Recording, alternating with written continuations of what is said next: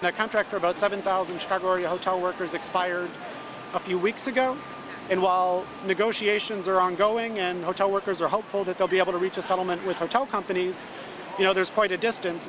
The Hyatt Corporation is, both in Chicago and around the country, is, trying to use the economy as an excuse to squeeze workers, to, pocket profits, to pay huge bonuses to executives. Part of the reason that hotel workers and hospitality workers from throughout Chicago are so incensed at Hyatt, is because the actions, the kind of monumental, the horrible actions that Hyatt has undertaken in Boston. Chicago apoya a las 100 recamareras de Hyatt en Boston. A couple of weeks ago in Boston, Hyatt fired its whole housekeeping workforce, about 100 housekeepers. The Hyatt 100, they're now being called in a sort of a growing sort of firestorm of protest about it.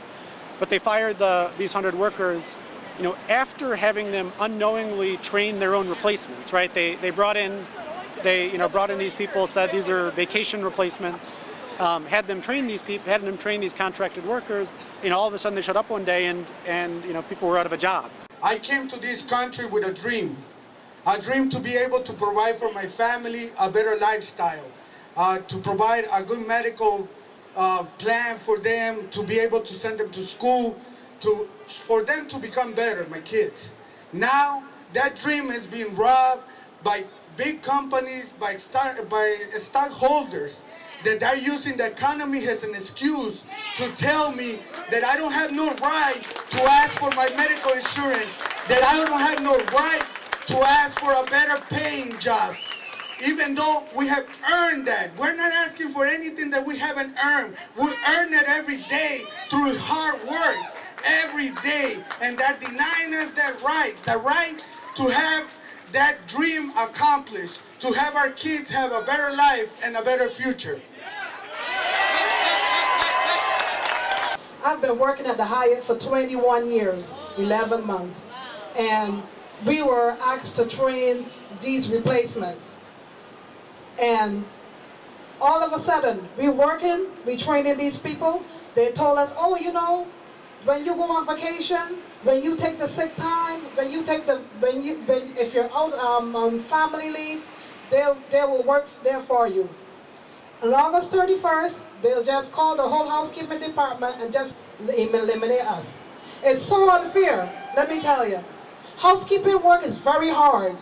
And these big greedy corporations, they're just stomping us. The people that doing our job right now is getting $8 an hour, doing twice our work. I was making $15.32 an hour. My son has asthma. I got all of the other co-workers back in Boston. We don't have no jobs right now, and we're insulted. I am mad as hell because these rich people is just taking advantage of the situation, and all they're doing is blaming the economy. That's foolishness. I'm getting arrested today because Hyatt and other hotels across the city are using the economy as an excuse to make me and my coworkers do the work of 2 or 3 people, while people all across Chicago have no jobs at all. After years of making record profits, Hyatt is also trying to cut our health care and leave many of us with little or no coverage at all. For my coworkers with pre-existing conditions or children, this is unacceptable. Hyatt is hurting workers in Chicago and across the country. In Boston, 100 housekeepers from 3 Hyatts were fired and replaced with people from an outsourcing agency.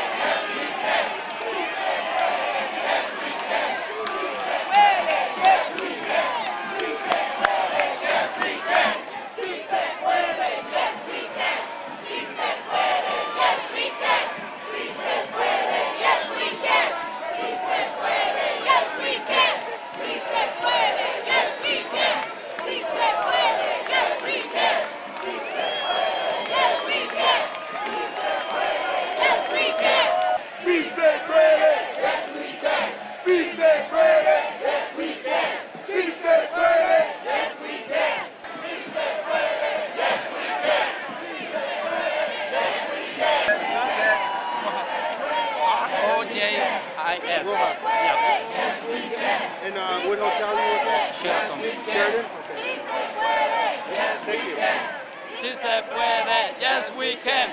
Si se puede, yes we can. Si se puede, yes we can. Si se puede, yes we can. Yes we can. ¡Sí se puede!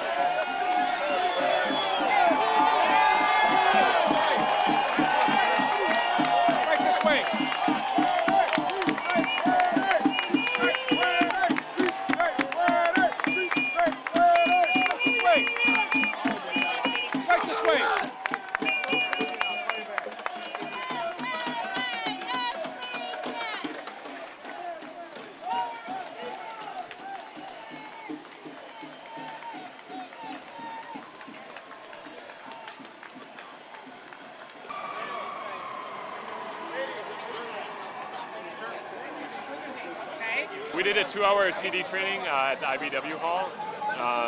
We started with a slideshow of CDs that our union's done around the country.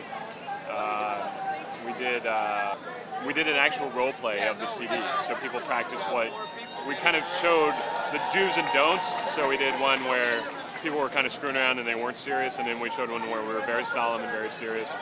And then the organizing director, Lou Weeks, showed a picture of Dorothy Day at a farm worker protest when she was 75 years old in California, and walked people through like what is she wearing and what's her posture and what is she doing, and how she was very serious and had comfortable shoes and all these practical things about getting ready for the day of getting arrested. And then the specific logistics of what was going to happen today. Oh, and the main part, actually the best part that we led off with were members that were going to get arrested telling their own stories about why they were getting arrested, which is always the most powerful thing. It was really moving. Even Henry, the president of the union, was like tearing up, at these stories, because there's like a young man from a casino in Northwest Indiana who just had a baby a year and a half ago, and he's just getting his life together, and he's like, this casino was supposed to come here and bring good jobs to Indiana, and now they're trying to take away our health insurance, and we're fighting for just basic standards, and I've decided I need to stand up and be a man, and this is my way of doing it. So it was really, really powerful stuff. I get choked up even saying it. Yes we can!